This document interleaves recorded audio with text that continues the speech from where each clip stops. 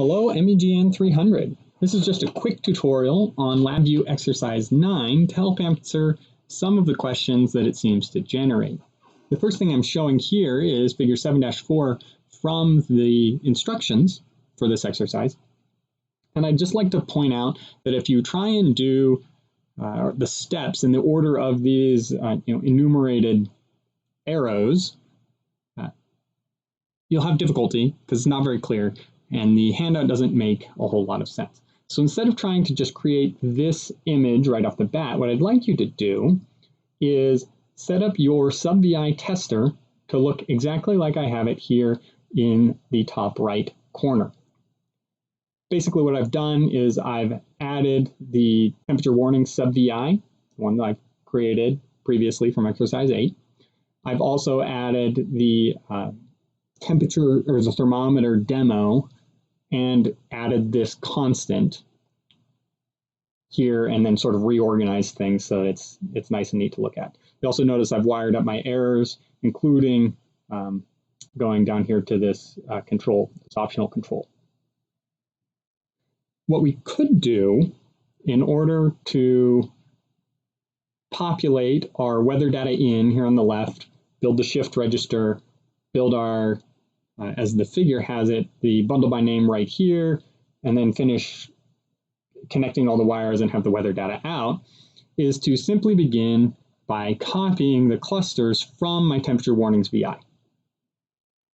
If I do that, I can wire up everything, except I won't have this Celsius constant in my weather data in or my weather data out clusters. So what I want to do before I start copying is to actually add that Celsius term, or this temperature scale term, into my weather data clusters. So I'm going to highlight it in the SubVI tester and copy it using Control-C. I'll go over to temperature warnings, click on weather data in, hit Control-V to add it, click on weather data out, hit Control-V to add it there. LabVIEW is smart enough to change it to an indicator. And now, when I copy over this cluster, which I'll do here in a moment, into the SubVI tester, it will have all the necessary components for my bundle by name. If I had not copied this units term first, I would have been missing that term in my bundle by name, and I would have had to go back and add it. So this is just a little bit cleaner way of making this happen. Now that I have weather data in with the units, and it's already highlighted, I'm going to copy that cluster from temperature warnings, and I'm going to paste it on the left side of my while loop in the SubVI tester. I can right-click on that. If I get the right portion of it, nope, can't seem to get it. There we go. We'll right-click on it and we'll view it as an icon. Now I can right-click in the middle of my while loop, add my bundle by name, and we'll just leave that for a moment. We'll go back to the left edge of the while loop, add a shift register, wire that shift register to my weather data in, and wire that shift register to the input of the cluster. If I drag down my cluster, expanding it so that I have at least 4 terms showing, I'll actually go the other direction so that I don't have the warning on the bottom.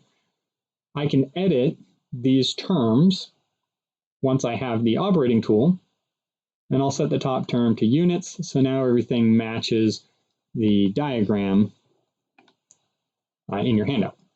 I'll go and wire all of these items up to their corresponding blocks, and then I'll wire the output of the cluster into my temperature warnings SubVI. Take the weather data out node from my temperature warnings SubVI, connect it to the shift register. And we're almost done. We just need the weather data out term.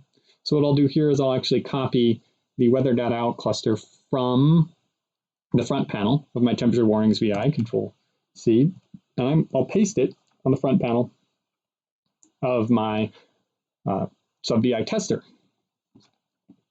It appears up here randomly in our block diagram. I'll move it where I want it, and connect the wires. Maybe. There we go. These wires are quite interesting looking. But it appears that we have everything that we need in order to get this to work properly. We can go ahead and test it on our front panel, and we'll notice current temperature is randomly generated by our thermometer demo each iteration of the while loop, and this will keep running. We'll periodically see warnings as we exceed limits. You can play with your minimum and maximum temperatures and turn it off by hitting stop. If you have any further questions, please feel free to reach out to any of your instructors or TAs or during office hours, and we'll be happy to help.